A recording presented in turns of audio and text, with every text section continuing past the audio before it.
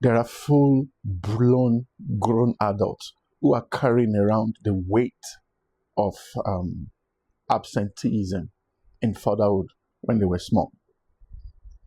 They've grown up with a lot of bitterness, and they have made this pain create this long distance between themselves and their fathers.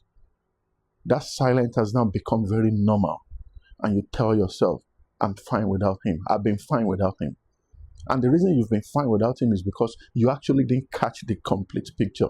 Because I don't think you are that tough. I know he wasn't present. I know he worked weekends. He did overtime. He missed some irreversible moments in your life. He missed all the school plays and all of that. But you know what? You need to reconcile with him before he is gone. My name is Ben Adejmo. I teach leadership and ethics at WCU Los Angeles, California. And this thought came to me because I read about a story and I was nudged to put this together. I don't want you to live a life of regret. One thing that you didn't do before your father passed, that's why I'm nudged to do this video. Okay? Now that you are older, you've seen things differently. The things you did not understand before. You now know that being present is hard when finance are not together. You are carrying the weight of the family on your back and you don't have enough resource to get it done. That doesn't excuse the absence, but it explains the pressure many fathers lived under for a very long time. Many men were trying to survive. They were not planning to disappear. They were trying to provide, but in that process, they got deep in. And they don't have the tools or the language or the support to explain themselves. So they became silent, and silence was mistaken for indifference.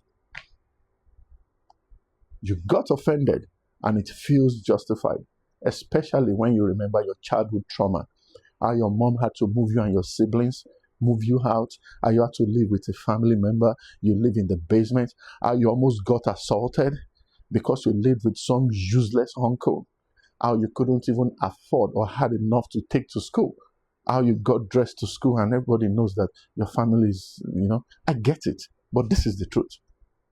And we don't like to admit to it. You see, this anger that you're feeling, it will keep you lonely. One day without warning, your father will be gone. I want you to do right by him. Because when he's gone, you will not grieve the father he should have been. You will grieve the conversations you refuse to have with him. Think about what I just said now, please.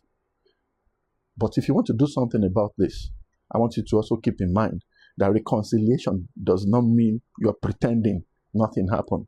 You're not surrendering your boundaries. You just have to start small. And the first on the list of starting small, lower your expectation. Lower the expectation. You are not rebuilding a perfect relationship. You are reopening a door that has been shut for a very long time. Secondly, start with curiosity, not accusation. Why were you not there? Instead of saying that, you should do something like, what was life for you back then? When you say that, you've softened the ground. They call it breaking the ice. You have softened the response that is coming, and you are preparing him to actually pour out his heart. You are the one that needs the healing. He also needs it. What was life like for you back then? Because sometimes healing begins with just listening. And the third step is to set boundaries without bitterness. I want a relationship, but I need you to be honest.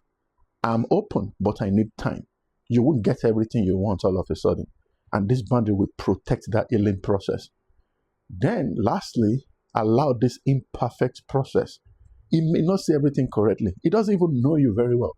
He may not even apologize the way you expect it. But that effort counts. It matters. That presence matters. Start with that. It's a work in progress. If your father is still alive, you're in luck. Put that hatred down now, just for a moment. Have this hard conversation. Send that text. Make that call. Because when he's gone, you are not going to miss that perfect version of him. You will miss him. You will miss that conversation you didn't have. Reconciliation won't redeem the past, but it will get the future ready. So while you're still having, please reach out now. And I'll see you around.